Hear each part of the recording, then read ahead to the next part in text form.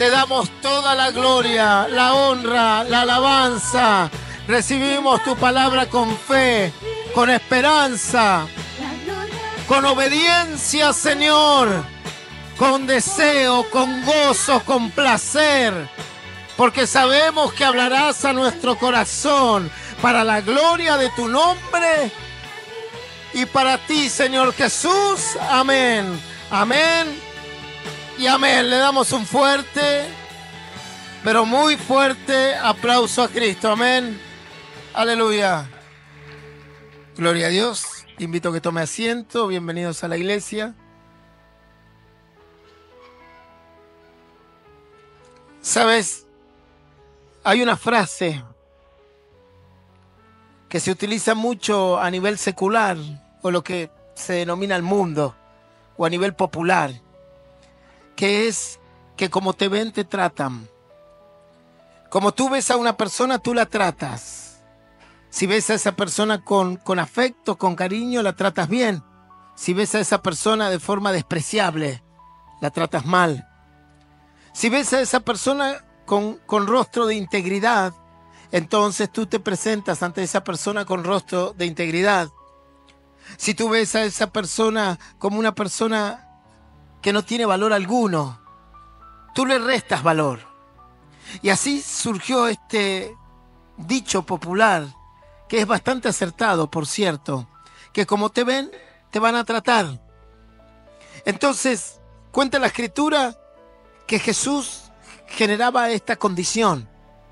Y hay quienes veían a Jesús como el Mesías, hay quienes lo veían como un Salvador, y por lo tanto sus respuestas ante él era como lo veían.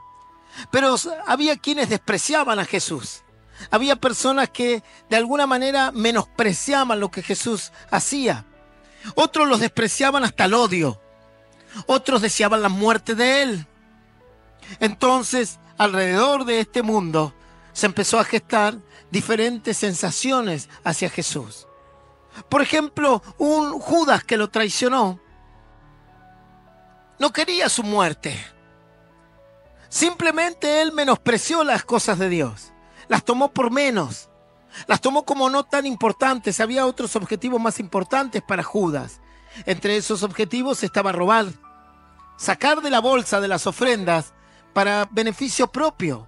Esos eran sus planes. Por lo tanto, él tenía por muy lejos el concepto de que Jesús era el Mesías. Y si bien él formó parte de lo que desencadenó al final, que es la muerte de Jesús, en ningún momento en su intención estaba quitarle la vida, pues él mismo, cuando se entera de que Jesús va a ser condenado, quiere ir a devolver esas monedas y ya no puede. La traición tiene un límite y ya a veces no puedes volver atrás después de una traición. Hay afrentas que jamás serán borradas, dice la Biblia. Pero a otros Jesús les desencadenaba bronca, les desencadenaba odio. No querían saber nada con él. Era un desprecio total. Otros de ninguna manera creían que él podía hacer milagros ni que podía hacer las señales que hacía. Y otros, por más que él hacía milagros y señales, tampoco les interesaba. Entonces cada uno respondía a Jesús como lo veía, como lo sentía en su corazón.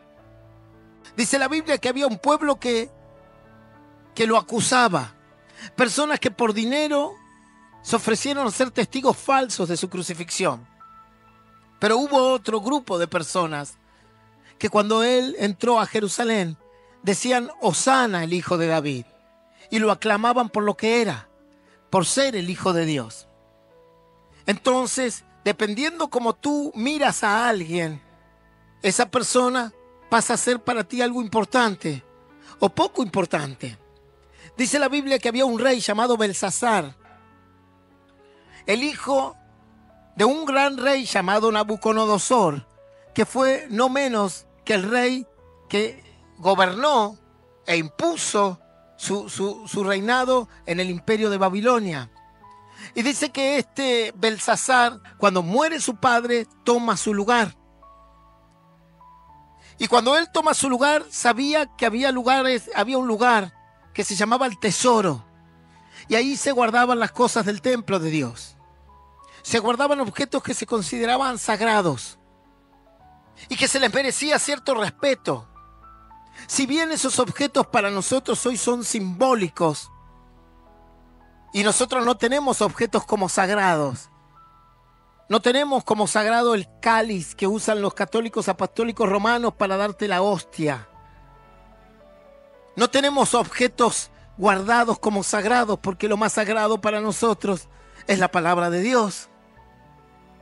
Y ni siquiera en sí este libro escrito con las letras que están aquí impresas, sino más bien lo que ellas representan es lo sagrado para nosotros. Pero para aquel entonces, cuando Dios mandó a hacer el templo, le mandó a hacer al rey Salomón diferentes estructuras. Y entre esas había vasos, cubiertos de plata, vasos de oro. Y se los consideraba sagrados porque formaban parte del templo. Claro, eso tiene un gran simbolismo, ¿verdad? El cuidado de las cosas de Dios. Uno debe cuidar la iglesia, debe cuidar la puerta, debe cuidar el piso, debe cuidar la silla. Cuando usted mastica chicle no lo tiene que sacar y pegarlo abajo de la silla de la iglesia. Péguelo en la silla de su casa. En el sillón de pana péguelo. Ahí, que lo vea el que entre y diga, ah, mirá cómo mastican chicles tus hijos y los pegaron en el sillón de pana. No en la iglesia. No es que las sillas son sagradas, pero forman parte del sacrificio y el esfuerzo de muchos hermanos al ofrendar y diezmar. Entonces debemos cuidarlas con todo detenimiento. No es que vamos a ser obsesivos a las cosas materiales, por supuesto que no. Porque el cielo y la tierra, no, cuando vayamos al cielo no nos vamos a llevar esto, pero hay que cuidarlo, ¿verdad? Entonces dice que estaban todos estos objetos allí guardados y este rey llamado Belsasar tenía un menosprecio tan grande por las cosas de Dios, tenía un menosprecio tan grande por lo que representaba el Dios de Israel, que no le importaba absolutamente nada de lo que ellos tenían. Y dice que decidió hacer una fiesta, un convite. Y comenzaron con una fiesta, que la fiesta de los reyes en aquel entonces duraban semanas. Terminaban todos ebrios, haciendo locuras, haciendo todo tipo de perversiones y lujurias.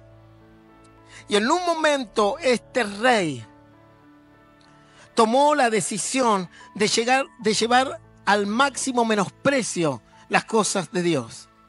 Y dice que mandó a otros a buscar todos los utensilios del templo para profanarlos, para agarrar y de alguna manera utilizarlos en su vida pagana. Y le dijeron, no hagas tal cosa, porque eso pertenece a otro pueblo y pertenece a una fe. No tienes por qué hacer eso. ¿Sabes? Cada cosa que se quite de la casa de Dios va a estar en cuenta de Dios. Aquellos que han venido y han robado aquí en la iglesia, porque han robado muchos, de adentro y de afuera, pagarán su cuenta tarde o temprano, porque han menospreciado las cosas de Dios. Porque han menospreciado todo el esfuerzo que se hizo para obtener ciertas cosas. Y lo digo porque aquí hay personas que han sustraído cosas que no les corresponden. Algunos de afuera y otros de adentro. Entonces dice que este rey comete el gravísimo error, y sin embargo ni siquiera es un error, es el menosprecio que él tenía de las cosas de Dios. Cuando tú tienes algo que para ti no tiene valor, no te interesa si se rompe, si se pierde, si de alguna manera te lo quitan, no te interesa, y hasta quizás lo regalas. A veces hay personas que dicen, mire pastor, esto me lo regaló mi padre y mi madre antes de morir. No tiene valor. Y si yo voy ahora a una casa de compraventa, no me van a dar nada por él. Pero tiene un valor sentimental muy grande para mí, porque representa un tiempo aquí en la tierra con mis padres. Representa algo muy importante para mí. ¿Qué es lo que primero hace una pareja cuando se divorcia? Vende las alianzas, pastor. Se saca esos anillos que decían compromiso para el resto de su vida y ya no tienen valor alguno. Antes tenían un valor bárbaro, ¿verdad? Porque estaba grabado el nombre de él, estaba grabado el nombre de ella y podías perder todo menos las alianzas. Perder la alianza significaba que estabas en adulterio o que no te interesa el matrimonio. Tenía un valor simbólico muy importante. Cuando uno se separa, eso ya pierde valor. Y nadie dice, no, la voy a guardar de recuerdo cuando estuve casado. No, vas a la primera casa de compra y venta y la vendes. ¿Verdad? Este rey que menospreció todo lo de Dios, su padre fue un rey que aprendió a apreciar las cosas de Dios y fue grandioso en su gobierno, pues Nabucodonosor fue uno de los reyes más fastuosos que existió en la humanidad. Y fue tan grande que hasta el día de hoy se nombra en los libros de historia y todo lo que él hizo. Mas su hijo pasó al desprecio y casi ni la historia lo menciona.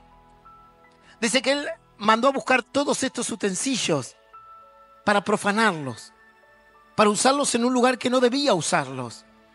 Y de esa manera le desagradó grandemente a Dios la acción de este rey. Ahora, ¿por qué surge la acción de este rey? Porque él menosprecia las cosas de Dios. No le dio su valor. No le interesó. Para él era más importante la fiesta, para él era más importante el vino, para él era más importante el jolgorio, que lo que representaba eso para todo un pueblo, para toda una nación. Y cuando uno desprecia algo, simplemente no lo cuida, simplemente no le interesa, simplemente no guarda valor en él.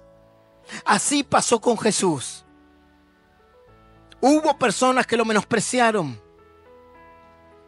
que aquel que venía a ser la cabeza de ángulo de edificación, lo tomaron como algo insignificante. Y toda su deidad y todo lo que él representaba, dijeron, no tiene valor para nosotros. No es muy importante. Dice que cuando este hombre comenzó a menospreciar y trajeron los utensilios y se burlaban, y en ellos ponían todo su pecado y el alcohol y toda la bebida, dice que en un momento Dios se cansa de esta situación. Y dice que en el medio del banquete aparece una mano fantasmal, que comienza a escribir en una pared una frase, Mené, Mené, Tekel, Upharsin. Y este rey se alteró en todo su corazón. Dice que estaba aterrado, muerto de miedo. Y que mandó a buscar a todos los magos, hechiceros, nigromantes que existían en su reino, para que le puedan explicar qué significaba ese dedo que escribía en la pared. ¿Y qué significaba esa frase? Claro, por supuesto, nadie sabía darle una explicación. El único que le pudo dar una explicación fue el profeta Daniel, un hombre de Dios, un hombre que supo apreciar el plan de Dios, un hombre que cuando de joven lo toman prisionero, cautivo, y lo llevan a otra nación y le quieren obligar a que coma la comida de esa nación, a que se vista como esa nación, ese hombre se negó, aún a riesgo de su vida. Es el famoso Daniel que arrojaron al foso de los leones por no querer darle gloria a los hombres, más bien darle la gloria a Dios. Ahí estaba él. Toda su generación había muerto, pero él estaba ahí firme, con otro rey más. Y le va a dar la interpretación y le dice, mira, rey Belsasar, Dios te ha juzgado y te ha pesado en balanza y has sido hallado falto. Y cuando Dios te considera una persona falta, cuando Dios pesa tu corazón en balanza y este resulta ser falto, resulta que no tiene el peso suficiente para la dignidad de Dios, para el milagro de Dios, para la bendición de Dios. Fuera de la bendición de Dios no hay otra cosa más que la maldición. Y ahí nomás, este hombre perdió su reino. Dice, hoy mismo perderás tu reino, hoy mismo vendrá otro imperio, los medos persas, y te quitarán todo. Y ahí lo perdió todo. Pero él menospreció el plan de Dios. Y así, personas que aprecian a Dios, personas que menosprecian a Dios. Dice la Biblia que había un pobre hombre mendigo tirado en el piso, lleno de llagas, que venían los perros y lamían las llagas de sus pies. Pero este pobre hombre pobre en todo sentido de la vida, corporalmente lleno de llagas, económicamente porque no tenía dinero, socialmente porque no tenía trabajo. Era un mendigo. Aún así, este hombre supo apreciar el plan de Dios, supo apreciar quién era Dios. Sin embargo, dice la Biblia que su contrapartida o la antítesis de él era un hombre lleno de dinero, que no le faltaba nada, que a pesar del dinero que tenía, se daba el placer de vivir de fiesta de noche en noche, sin importarle absolutamente nada del plan de Dios. Un hombre que en la pobreza apreció lo que Dios le podía dar. Y otro hombre que en la riqueza menospreció el plan de Dios, menospreció la fe. Dice la Biblia que en el mismo día mueren ambos, el rico y el pobre, el mendigo y el opulente. Sin embargo, a la hora de juzgar Dios, Dios toma el corazón que lo aprecia, el corazón que lo quiere. Y dice que este mendigo se fue al seno de Abraham, al paraíso, al cielo, y el otro se fue al Hades, al Seol, a un lugar de tormento, del cual nunca más saldrá. Y este mendigo está en el reino de los cielos ahora, del cual tampoco nunca más saldrá. Él será consolado por la eternidad y el otro llorará por su eternidad. Y tuviste, le dice el Señor, la oportunidad de aquí en la tierra, mas menospreciaste el plan, menospreciaste la palabra de Dios. Te resultó poca, te resultó como que no es muy llenadora y que de alguna manera no concluye con todas las áreas de tu vida, ¿verdad? Entonces no es tan importante. Mas para otros la palabra de Dios es lo más importante de su vida y la apreciaron con todo su corazón. La Biblia dice que eso generó Jesús a los ojos de los hombres y mujeres. Y algunos consideraban que Jesús era lo más apreciado y lo más hermoso que podían tener. Es más, Jesús se comparó con una gran perla. Y en una parábola que le enseña a los discípulos dice que un buen mercader de perlas, las perlas son objetos preciosos, ¿verdad? Que valen mucho dinero. Conseguir perlas no es fácil. Y si una mujer dice, pastor, me quiero comprar un collar de perlas, sabe que es muy caro, muy costoso. Era una profesión en la antigüedad que generaba mucho dinero al que la podía ejercer. Y a su vez, no es un recurso tan fácil de conseguir, es como el oro, nadie puede conseguir oro, ¿verdad? Tienes que trabajar en una mina y tampoco lo puedes conseguir, lo consiguen las empresas que trabajan perforando la tierra para encontrarlo. Algunos dicen que en algunos ríos, si tú vas con un colador, puedes encontrar ciertas pepitas de oro, pero son elementos difíciles de conseguir en la naturaleza. Las perlas eran difíciles de conseguir, pues muchas de ellas se cosechan en las ostras. Y había que encontrarlas, abrir la ostra, ver si estaba la perla. Y a veces para que se forme una perla se requiere de muchísimos años. Hay recursos que son más fáciles, ¿verdad? Como las piedras aquí. Aquí tienes piedras por todos lados. Mira, aquí tienes todo un paredón de piedras si quieres. Y nos sobraron y están en el patio otras tantas. Pero las perlas no. Dice la Biblia que el Señor le da una parábola a sus discípulos y les da a entender que Él es como una perla preciosa. Y no hay nadie que no quiera tener una perla. Y dice que hay un mercader que compra, vende y busca y trabaja el mundo de las perlas. Pero dice que cuando ve la perla más hermosa y más grande, la aprecia con mayor envergadura, porque es la más grande, porque es la más cara, la más linda. Y dice la Biblia que ese mercader va y vende todo lo que tiene, incluidas las otras perlas, para obtener esta, que es la de mayor valor. que la más grande es la de mayor precio. En el mundo de los que hacen hobby a veces ocurre esto. Y las personas que hacen hobby, o sea, que tienen el hábito de coleccionar algo, saben que cada cosa que coleccionan, algunas tienen más valor que otras. Y cuando encuentran una que vale mucho, ¿sabes que hay gente que ha entregado un auto 0 kilómetros por una figurita? No, pastor, no me... Sí, es así. En Estados Unidos había figuritas viejas de béisbol, donde salía el jugador de béisbol, firmada personalmente por él, que la gente daba un auto o una casa por tener una figurita colgada en la pared de su dormitorio. Yo conocí un médico que ahorró muchísimo dinero, y creo que lo conté este testimonio, pero lo vuelvo a contar por las dudas. Ahorró muchísimo dinero para viajar a Europa. Y agarró a sus hijos y a su esposa y se fue a Europa. Y se fue a conocer España, se fue a conocer Italia. Y tenía cierto dinero para vivir tantos días allí, después luego regresar a Argentina y seguir trabajando. Este médico era un coleccionista de monedas. Y tenía monedas de todo el mundo. Y monedas del mundo y de diferentes épocas también.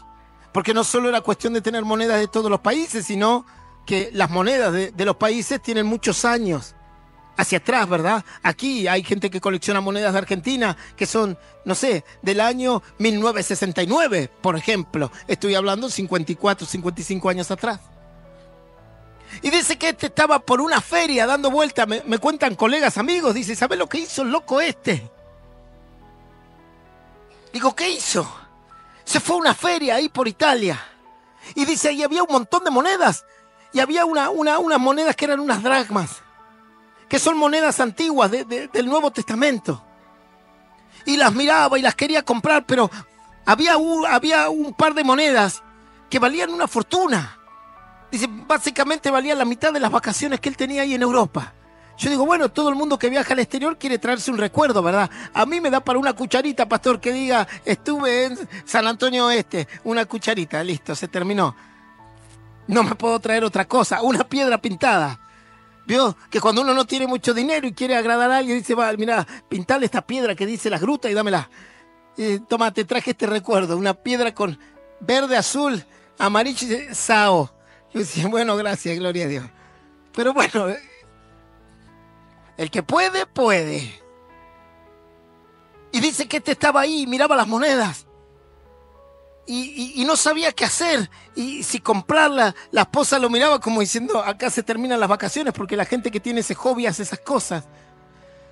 Y en un momento el que le vendía la moneda le dice, mira, esta moneda pudo haber sido una de las que se usó para entregar la vida de Jesús. Le dio la palabra mágica. O sea, fue la palabra exacta para vaciarle la billetera. Y agarró a este médico y entregó toda la plata para llevarse la moneda. Pastor, eso era una causa de divorcio, ¿verdad? Y podría haberlo sido, sí. Imagínate, le arruinó las vacaciones a los hijos, a todos. Y él iba con su moneda. Y si esta moneda quizás fue una de las que usó Judas. Tiene un valor muy grande. Y la voy a poner ahí, la voy a enmarcar. Claro, llegó a la Argentina, la enmarcó, la puso ahí, le puso un cartel. Para él representaba mucho, para nosotros no representa nada. Yo me hubiese dedicado a recorrer el resto de Europa y que quede la moneda ahí, nomás no me interesa.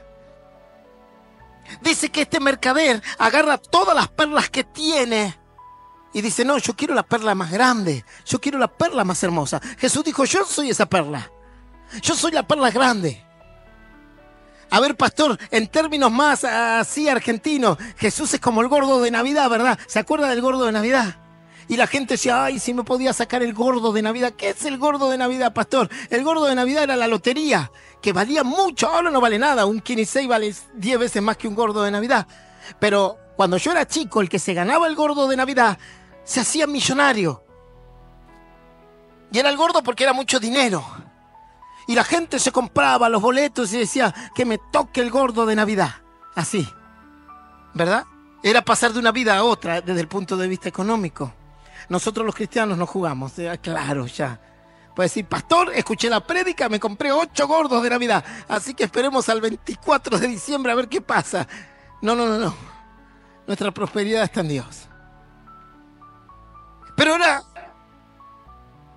esa perla era lo más preciado para el que coleccionaba las perlas. Y Jesús dijo, yo soy esa perla. Yo soy el que tú tienes que apreciar. Yo soy el que tú tienes que tener el aprecio máximo. Porque como me mires, me vas a tratar. Como mires a Jesús, será tu oración. Como mires a Jesús, será tu congregación. Como mires a Jesús, será tu servicio. Como mires a Jesús, será tu estudio y tu lectura de la palabra de Dios. Y a través de cómo tú mires quién es Jesús para ti, será cómo crecerás en tu vida espiritual. Porque quizás para ti sea algo más importante, pero quizás para ti no valga nada. Cuando a ti te viene a visitar alguien que tú no aprecias, no sabes cómo hacer para sacártelo de encima. Y empiezas, uy, se me quema, uy, dejé la leche en el fuego, y inventas cualquier cosa, ¿verdad? Porque hay que sacárselo de encima. Cuando yo atendía un negocio, me acuerdo, y venía gente que venía a molestar. Yo digo, la mejor manera de sacarme a alguien de encima es predicándole la palabra de Dios. Le voy a hablar de Dios. O se convierte o se va. Entonces venían y hablaban. Le digo, che, ¿sabían una cosa? ¿Saben qué dice Juan 3:16? ¿Qué pasó, pastor? Me quedaba solo ahí nomás. ¿Tú te quieres sacar a alguien de encima? Empieza a hablar de Dios. Dile, no, porque fui a la iglesia y se predicó esta palabra. ¿Tú sabes qué significa Jesús? Y ahí la gente empieza, ay, mira, justo tenía que ir a buscar al nene a la escuela. Tac, se van todos, listo, problema resuelto. O se queda y se convierte, o se fue nomás. Pero cuando tú no quieres a alguien, tratas de no invertir tiempo en esa persona. Porque quizás no es de tu gran aprecio. Ni siquiera tratas de involucrarte con esa persona porque no es de tu aprecio. Pero cuando tú aprecias algo, lo demuestras. Te involucras. Estás en la cuestión de toda esa persona alrededor porque tú le tienes aprecio. Así como un padre que aprecia a sus hijos en todas sus áreas. ¿A dónde vas? ¿Qué vas a hacer? ¿Qué estudiaste? ¿Qué no estudiaste? Mostrame la carpeta. Y esto porque tú le aprecias, ¿verdad? Y en el mínimo signo y síntoma de enfermedad, tú estás ahí arriba. Mis hijos me dicen, papá, qué pesado. Porque cuando yo veo que tienen un poco de fiebre, el termómetro son mis dedos. Ya tengo experiencia médica en esto. Entonces yo pongo el dedo aquí en la axila y le digo a mi señora, ¿está con fiebre o está sin fiebre? Mi señora tiene otros métodos de diagnóstico. Le mira a los ojos y dice, este ya cayó. Así, este ya está. O lo ve en el calefactor y dice, este ya está. ¿Pero por qué podemos los padres ver pequeños signos y síntomas en nuestros hijos y darnos cuenta de su condición? Porque los apreciamos, porque los queremos. Y así este comerciante agarró todas sus perlas. ¿Sabes qué son las perlas del comerciante? Ahora se lo voy a explicar. Y las vendió a todas, las despreció al resto. Y fue y compró la perla más grande. Jesús dijo, yo soy la perla. Yo soy esa perla preciosa.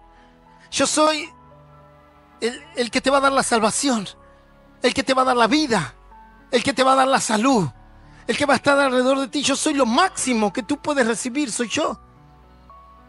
Y el comerciante lo entendió y dijo, bueno, listo, yo quiero esta perla, pero me tengo que deshacer de las otras. Resulta que no puedo obtener las otras perlitas y la perla grande. Por alguna razón, en la parábola nos enseña que para tener la perla grande hay que deshacerse de las pequeñas. Y dice que él no tuvo problema y escogió la buena parte. Esas perlas pequeñas son las cuestiones de tu vida. Lo que tú tienes, lo que tú consideras como valor. Ahí hay perlas pequeñas, hay amigos que parece que son buenos, son tu perla pequeña. Hay lugares que te agrada ir, ¿verdad? Porque son tus perlas pequeñas, tú les tienes valor. Entonces dice, ay, a mí me gusta estar en este lugar, con este grupito. Hablan todo el día pavadas, pastor, y cuentan chistes verdes, pero es tu perlita. Y luego está la perlita de la vecina que chumpea todo el día, pero es una perlita ahí nada más. Hablamos de este, de aquel, del otro, nos interiorizamos. Hay que socializarse, pastor. Y para socializarse hay que hablar de este, del otro y de aquel y inventar el futuro y traer el pasado. Son perlitas, ¿verdad? Las amistades son perlitas. Las familias son perlas. Tu vida recreativa son perlas. Tu trabajo es una importante perla. Pero resulta que algunas de esas perlas no tienen ningún valor frente a la gran perla, frente a lo más preciado que es nuestro Señor. Por eso hay personas que en esta vida, cuando se encuentran con Jesús, no tienen ningún problema de vender las otras perlas.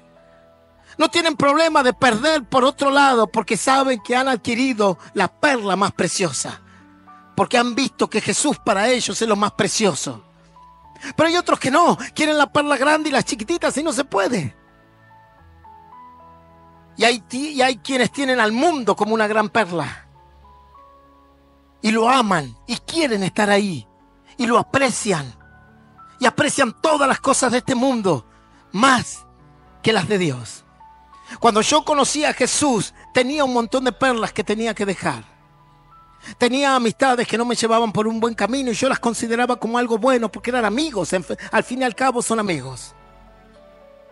Y era mi perla. Pero tuve que entregarla por una perla más grande, ¿verdad? También tenía una vida social como usted. Y también podía decir, bueno, listo, hoy es domingo, ¿para qué voy a venir a predicar? Me voy a la fiesta que está allí en la esquina, total, es mi perla también. Pero tuve que entender que para obtener la perla grande, para obtener la perla más preciosa, tenía que entregar otras perlas. Tenía que entregar otras cuestiones que para mí resultaban de mucho valor. Y así, a veces entregamos vacaciones, a veces entregamos tiempos libres, a veces entregamos descanso y venimos a esforzarnos por la obra de Dios. Cuando uno podría decir, bueno, pastor, vaya a descansar, pero no, hay que seguir. Entregamos perlas todos los días para tener la perla preciosa. Y a veces tienes que ir a orar y dices, estoy cansado, pastor, estoy cansada. Prefiero, no sé, ver una película y tú abandonas esa perla para obtener la mejor perla. Ese es el concepto de cómo tú tienes a Jesús. Si lo tienes como algo barato, algo simple y sencillo, o si para ti Él es la perla preciosa. Dice que este rey menospreció las cosas de Dios, pagó su precio, y así muchos menospreciaron el concepto de Dios, y menospreciaron la palabra de Dios, y menospreciaron a Jesús. Algunos los menospreciaron tanto que le decían, demonios tienes. Imagínate cómo lo han menospreciado, que hay religiones que ni siquiera consideran que Jesús es el Hijo de Dios, como los testigos de Jehová. No, Él es un profeta nada más. Un hombre sencillo, común y corriente, que decidió ser un buen hombre y predicar. Y eliminaron del concepto de Jesús el Hijo de Dios. Y lo menospreciaron a tal punto de llegar a la blasfemia. ¿Quién es Jesús para ti? ¿Qué valor tiene Jesús para ti? ¿Alguna vez te preguntaste mirándote a un espejo o meditando en la noche, quién es Jesús para ti? ¿Qué realmente o qué valor tiene Él para ti? ¿Qué es lo más importante en tu vida? Porque dependiendo de lo que es más importante es como tú actuarás. Son las conductas que tú tendrás. Si tú consideras que la fe no es importante, si tú consideras que Jesús no es tan importante, entonces jamás entregarás tu corazón a Él. Nunca le entregarás tu corazón. Porque simplemente será algo más en tu vida, nada más. Un área más que llenar. Para algunas personas la fe o la actividad religiosa es simplemente un área más que llenar. Como el ser padre, como el estudiar, como el trabajar, como el ser esposo o esposa. Sin embargo, la Biblia nos enseña que Jesús no es un área más. Nos enseña que Él es todo. Que es el principio y el fin de todas nuestras cosas. Pero, ¿qué representa para ti? Y así comienza esta palabra. Vamos al libro de Marcos, capítulo 8, versículo 27. Estoy en el Nuevo Testamento, Evangelio de San Marcos.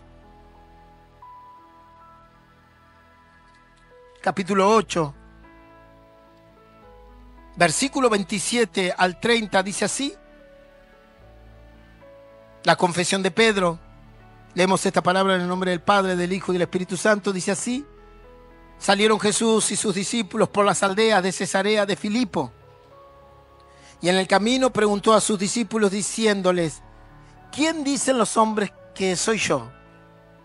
Ellos respondieron: unos Juan el Bautista, otros Elías, otros algunos de los profetas. Entonces él les dijo: ¿y vosotros quién decís que soy? Respondiendo Pedro le dijo: tú eres el Cristo. Pero él les mandó que no dijesen esto de él a ninguno. Esto es palabra de Dios y la recibimos con un fuerte aplauso a Cristo. Aleluya. Salieron Jesús y sus discípulos por las aldeas de Cesarea. Estaban predicando, llevando el mensaje. Y en el camino Jesús le va a hacer una pregunta fundamental a sus discípulos. Ustedes han escuchado por todos lados cosas de mí. Y se van a llevar la idea de muchos. Y después está la idea propia que tengan ustedes. Entonces Jesús le dice a los discípulos y encarando a Pedro: ¿qué han averiguado de mí ustedes? ¿Qué dice la gente que soy yo? Después de ver los milagros, después de escuchar el mensaje, después de las predicaciones. Esto se repite hoy aquí en la historia. Tú estás aquí en la iglesia hace años algunos. Otro hace 2 días, otro es la primera vez que viene. ¿Quién es Jesús para ti? ¿Qué representa la palabra de Jesús o la persona de Jesús para ti? Y Pedro le dice: realmente la verdad que es muy variado el concepto de la humanidad, dependiendo de la cultura, de donde estén, quién es Jesús.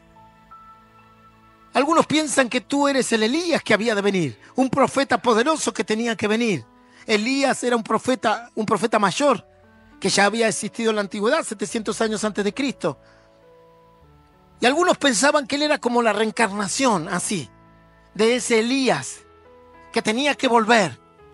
Y unos decían: es él. Pero Elías no era el Hijo de Dios.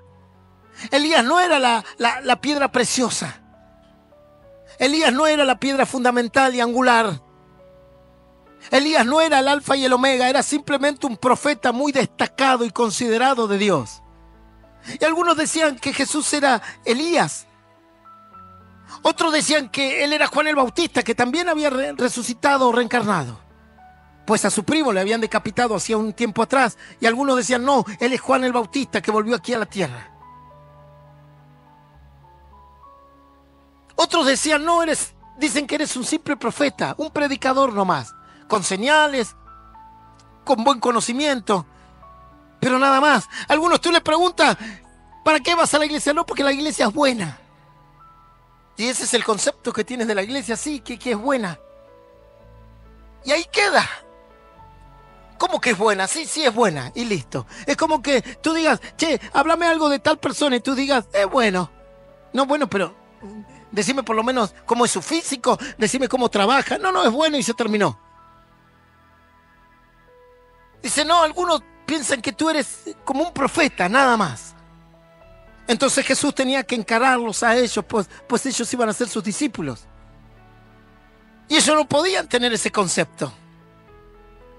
Porque para ser discípulo del Señor tienes que tener otro concepto de Él. Y para ser discípulo del Señor, Él tiene que ser lo máximo para ti.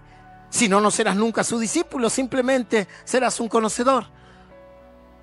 Entonces Jesús les pregunta: ¿y para ustedes quién soy yo? Porque para unos soy profeta, para otros soy otros personajes que caminaron sobre esta tierra. Para otros soy un chanta.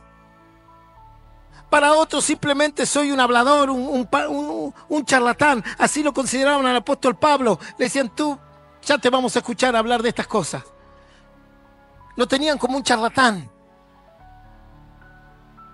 Para un rey, Agripa, dice que el apóstol Pablo le empezó a predicar, y le hablaba del Señor, y en un momento le dijo: estás loco, las letras te volvieron loco. Para ese rey, el apóstol Pablo, que para Dios representaba no menos que uno de los apóstoles más destacados que tuvo, aquel que abrió el evangelio a toda Europa y parte de Asia Menor, aquel que llevó el evangelio universal a los gentiles, aquel que Dios lo acompañaba en todos lados con señales y prodigios para los reyes.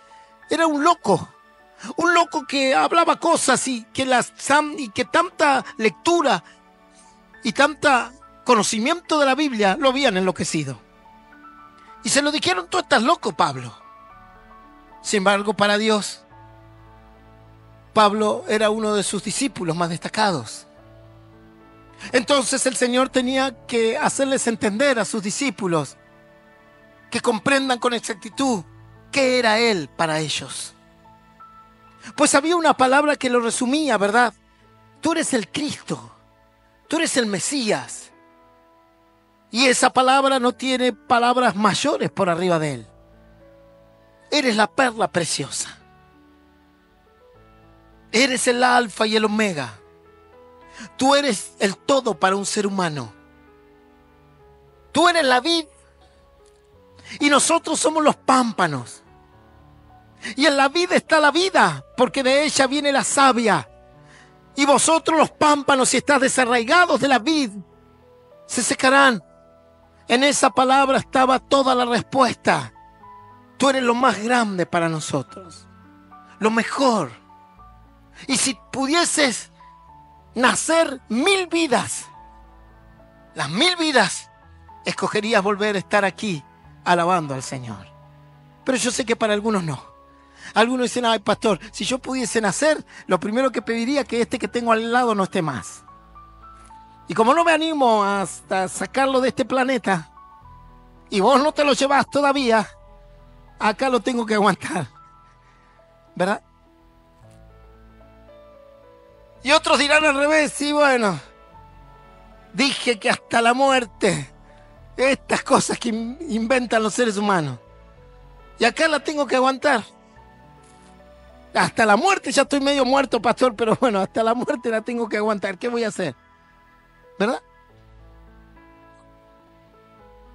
Y algunos dirán: si yo pudiese volver a nacer, haría esto, estudiaría esto, emprendería esto, invertiría en esto. Y algunos te dicen así cuando los adolescentes empiezan a soñar con estas cosas. Uno fue adolescente y yo me acuerdo que cuando éramos adolescentes nos juntábamos en las casas para hablar de los ovnis, de los extraterrestres, del chupacabra, de los vampiros. Era una locura.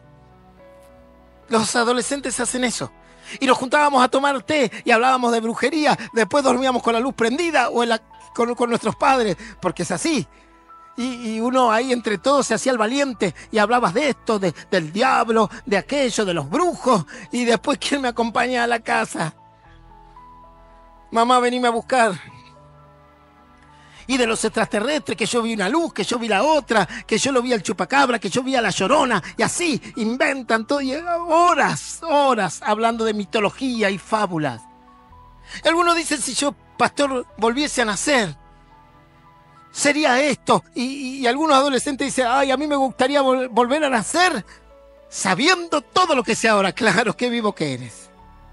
Entonces me compraría todos los terrenos de la calle Roca, así yo hoy soy millonario. ¿Y quién diría, si yo volviese a nacer, quisiese encontrarme otra vez con Jesús? ¿Sabes que hicieron un estudio social a famosos? Y fue muy sorprendente esto, porque agarraban a gente muy destacada, muy famosos, personas que se las considera con cierto grado de conocimiento en diferentes tipos de ciencia. Y les decían: si tú pudieses volver al pasado, ¿con quién te gustaría estar? Y claro, algunos decían: a mí me gustaría estar con Leonardo da Vinci. Otros decían: a mí me gustaría ver a Rafael. Otro, el que hacía las esculturas, como el David que está ahí en Europa. Y otros decían: a mí me gustaría estar. ¿Y sabes qué fue sorprendente? Porque muchas personas ilustres dijeron: a mí me gustaría tener una charla con Jesús. Tremendo. Desear algo que ya puedes tener. Soñar con algo que es real. Soñar con algo que puedes tener. Soñar con algo que es verídico en este momento. Y yo decía: Dios santo, ellos desean algo que nosotros tenemos. Hablar con el Señor. Ellos desean algo sobrenatural, volver el tiempo atrás para sentarse, hacerle una pregunta a Jesús. Y nosotros hablamos todos los días con Jesús. Y por un lado me asombraba el estudio, porque mucha gente quería volver para conocer a Jesús, porque lo consideraban una persona ilustre, porque lo consideraban una persona por demás, destacada, más allá de otros seres humanos. Y yo por dentro decía, si supiesen que nosotros hablamos con Él todos los días. Pastor, usted está loco, va a terminar en el centro de salud mental. ¿Cómo habla con Dios todos los días? A través de su palabra. ¿O qué crees que es esto? ¿Tú crees que esto es un libro de cuentos? ¿Tú crees que esto es una novela bien redactada? Esto es un libro indestructible. Esta es la palabra y la mente de Dios, entregada a mí para que lo pueda conocer, para que pueda hablar con Él a través de ella, para que entienda su voluntad y su plan. Esto es lo más sagrado y lo más puro y lo más hermoso que a un ser humano se le pudo ofrecer, la mente de Dios aquí en la tierra. Esta es la perla preciosa. A través de ella voy a conocer a Jesús. No, pastor, ¿dónde dice eso la Biblia? La Biblia dice que el Señor iba con los discípulos predicando y les dijo, ¿ustedes creen en mí? ¿Creen en la vida eterna? Sí, dijeron ellos, lean la Biblia, les dijo, escudriñen las Santas Escrituras. Estaba hablando del Antiguo Testamento, no estaba escrito el Nuevo. Pues ellas hablan de mí. ¿Por qué crees que todo el mundo quiere desacreditar esto? Si esta es la gran perla. Esta es la perla preciosa. Ah, pastor, ¿y dónde la tienes? Y abajo del placar. Ahí empolvada, tirada abajo de la cama. Es la que la mesa de la cocina está en desnivel y le pongo la Biblia, pastor. Es la que deberías tener en tu corazón todos los días. ¿Por qué crees que el Señor le dijo a Josué, guardarás este libro de la ley en tu corazón todos los días de tu vida? Meditarás en él. Aprenderás de él, vas a memorizarlo. Vas a guardarlo, ponerlo por obra. Era la piedra preciosa. Y todo lo que emprendas te irá bien, le dijo el Señor. Pero si para ti esto no representa nada. Yo escuché cristianos, perdón, ¿no? Entre comillas, lamento si ofendo a alguien. No estoy aquí para ni ofender, pero sí estoy aquí para decir la verdad. Yo conozco personas que dicen ser cristianos, y digo entre comillas, que dicen, ay pastor, yo no leo la Biblia, no la entiendo. Es como que te pares frente a tus padres y tus padres te hablen y tú digas, no te entiendo. No, pero no te comprendo.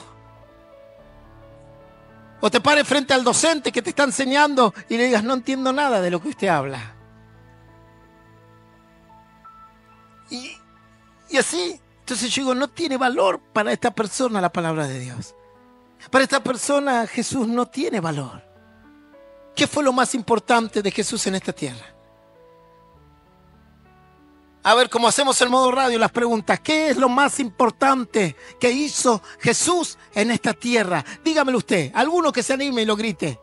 Ahora aquí en el culto, a ver si hay algún valiente. ¿Qué fue lo más importante? No escuché nada. Lo más importante es haber traído la palabra de Dios aquí a la tierra.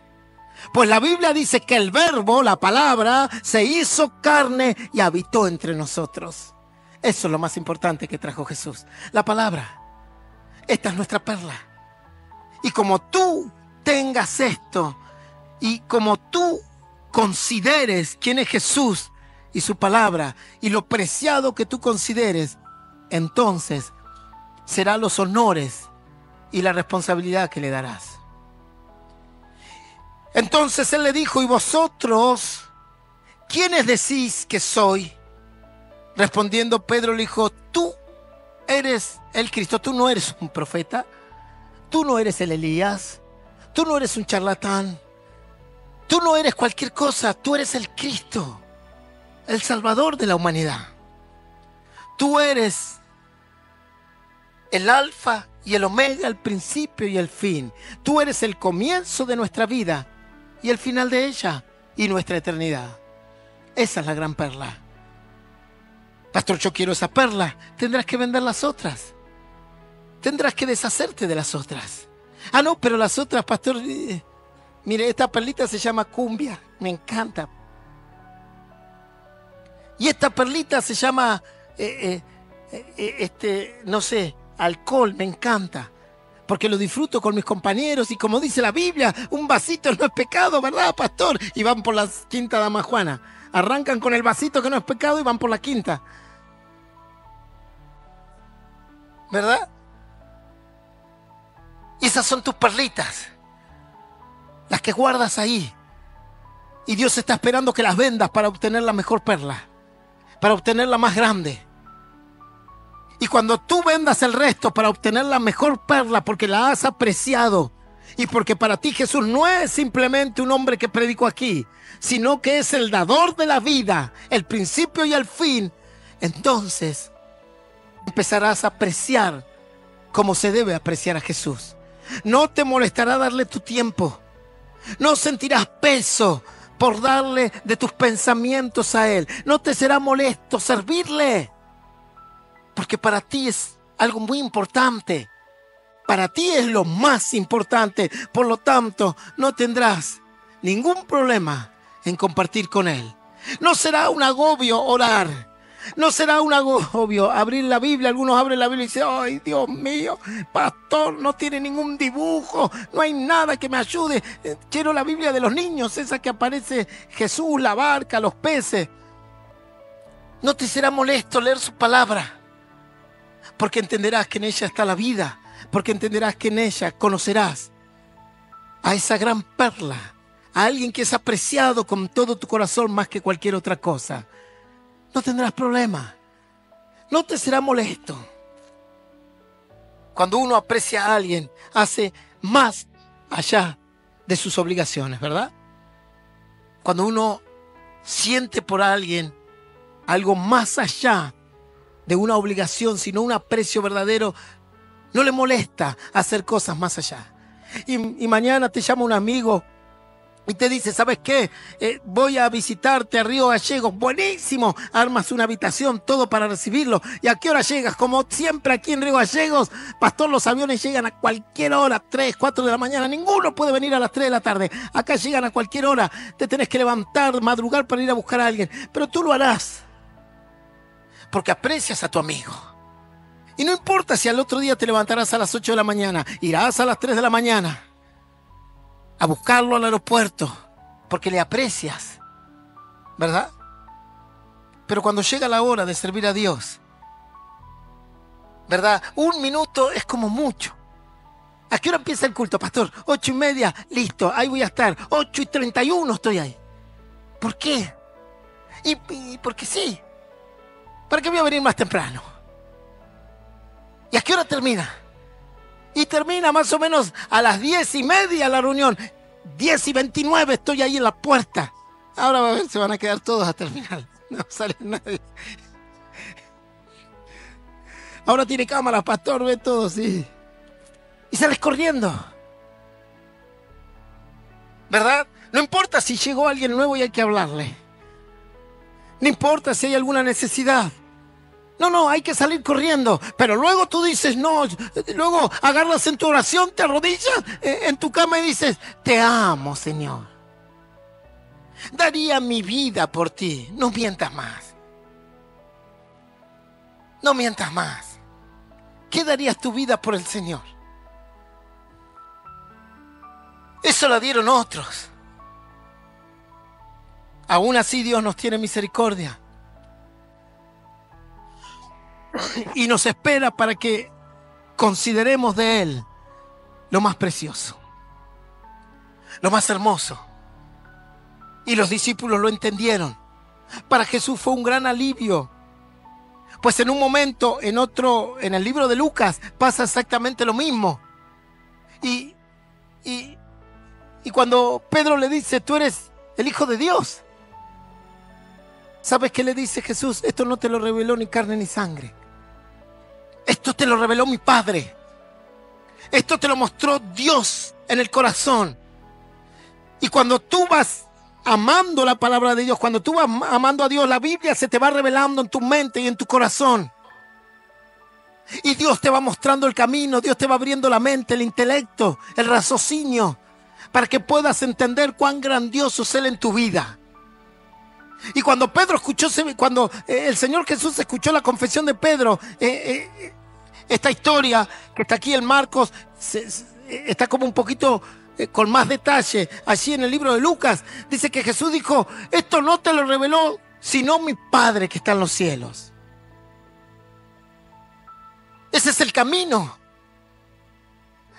Por ahí hay que ir. Que una vez que yo considero a Jesús como lo más importante de mi vida, como la persona más preciada, entonces Dios comienza a revelarme el carácter de Jesús en mi vida. Y no solo Dios me revela que Jesús es su Hijo, sino también me revela su plan de salvación.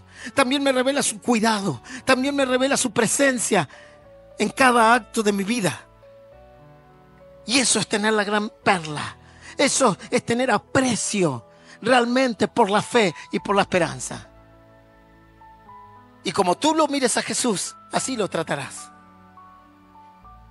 Así como miras a una persona y la puedes menospreciar y restarle tu tiempo, o la puedes apreciar y darle de tu vida y tu tiempo, de la misma manera lo harás con Jesús. Lo menospreciarás o lo apreciarás como lo más hermoso de tu vida. Cuando Judas tuvo que elegir, vio la vida de Jesús, vio sus palabras, vio sus milagros, pero las 30 monedas de plata con la cual traicionó a Jesús tenían mayor precio y tenían mayor valor. Y él habrá dicho: no me interesa, no tiene mucho valor para mí Jesús. Estas monedas valen mucho más.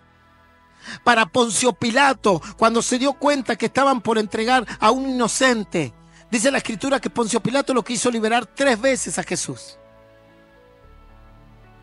Y lo quiso liberar 3 veces porque se dio cuenta que lo habían entregado de forma falsa, que las acusaciones contra él eran falsas. Y él sabía que era una buena persona. Entonces Poncio Pilato lo primero que hace es azotarlo y dice: bueno, listo, lo azoté, llévenlo a su casa. Cuando vio que el pueblo lo despreciaba aún más, decidió mandarlo a Herodes, que lo juzgue otro para él lavarse las manos. Y lo mandó a Herodes, y Herodes dijo: no veo ningún pecado en este hombre, como un loco es, nada más. Y dice que lo volvió a Poncio Pilato, y Poncio Pilato se dio cuenta que todo esto era una trampa, un engaño. Pero los que estaban alrededor le decían: ¿sabes qué, Poncio Pilato? Se va a armar una sedición.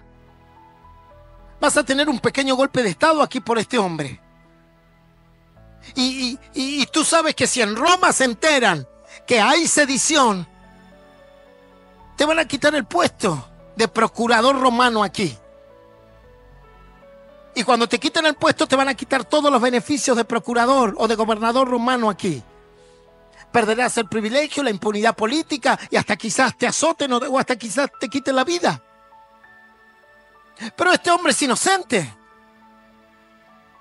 Y bueno, pero tú tienes un cargo político y tienes que procurar. Y venían los soldados romanos y le dicen: mira, Poncio Pilato, la turba que está allá afuera lo quiere matar. Y tú sabes que al gobierno de Roma no le gustan las sediciones, los conflictos, porque te pusieron aquí para que los aplaques. De una manera u otra tienes que aplacarlo. Y si tú mantienes la provincia con los conflictos aplacados, seguirás gozando de los bienes y la impunidad política que tienes y los beneficios económicos que tienes. Entonces Poncio Pilato, a pesar de la advertencia de su esposa, que había tenido sueños terribles, y le dice: no tengas nada que ver con este justo. Dice que saca a un prisionero, un Barrabás, un delincuente, y lo pone ahí al lado de Jesús, como para que la gente se dé cuenta, ¿verdad? ¿Y quién se va a equivocar? Y dice que la gente empezó a gritar así. La gente estaba soliviatada, o sea, estaba como enardecida. Las masas enardecidas. Y empezaron a decir: crucifica a Jesús y danos a Barrabás. Lo apreciamos más a él que a Jesús.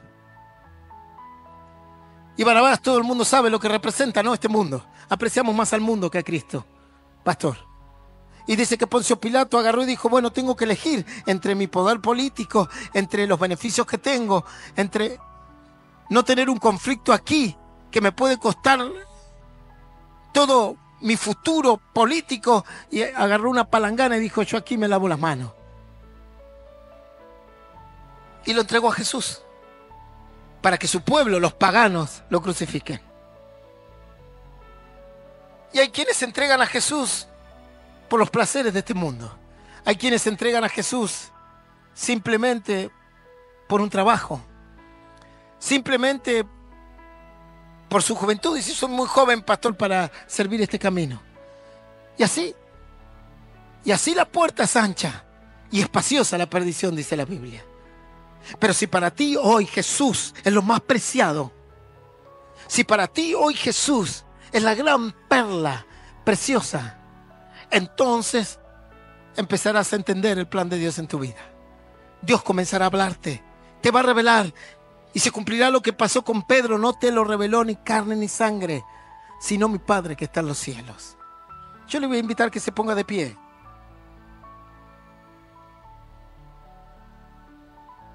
Tenemos que tomar nuestra decisión. ¿Qué representa para ti Jesús? ¿Una simple religión? Un simple ser que caminó hace años aquí y dio lindas frases. Porque para el mundo Jesús fue un ilustre predicador y nada más. Pero para nosotros es poder y salvación del cielo. Para nosotros es el principio de nuestra vida y por sobre todas las cosas el final de ella aquí. Para nosotros representa el todo. Y como tú veas a Jesús, así lo tratarás. Así tratarás la fe, así tratarás la iglesia, así tratarás tu vida espiritual, como lo veas. Procuro en mi corazón que lo puedas ver tal cual como Él es, como el Hijo de Dios. Y no lo traiciones o lo vendas por un simple momento en esta tierra, por un tiempo más, porque nadie sabe cuánto tiempo más nos queda a nosotros aquí. Lo más precioso es Jesús. Y si tienes que entregar todo lo que tengas que entregar en tu corazón, quizás tengas que entregar tu orgullo, quizás tengas que entregar tu ira, quizás tengas que entregar, no sé, solo Dios sabe, tu incredulidad. Quizás tengas que entregar tu desidia, tu apostasía, a fin de hallar la mejor piedra preciosa que es Él. Ahí donde estás, cierra tus ojos.